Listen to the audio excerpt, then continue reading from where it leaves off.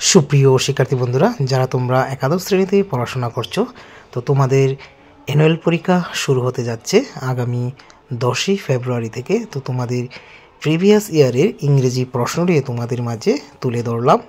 গত বছর এই ইংরেজি প্রশ্নটি কিভাবে হয়েছিল, কি কি প্রশ্ন এসেছে, তো তোমাদের জন্য এই প্রশ্নটা কিন্তু খুবই জরুরি। তোমরা এক নজরে যে 12টি পেজ রয়েছে সবগুলি দেখে নেবে কি কি প্রশ্ন এসেছে।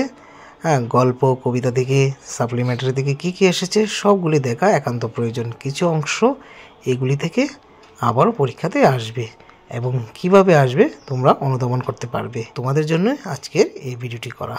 তো এমন ধরনের আরও প্রশ্ন পেতে হলে অবশ্যই চ্যানেলটিকে সাবস্ক্রাইব করে পাশে থাকবে এবং কমেন্ট করে জানিয়ে দেবে। তোমরা কমেন্ট করে জানতে চেয়েছো বলেই আমি এই ইংরেজি প্রশ্নটি আবার তোমাদের মাঝে তুলে ধরেছি।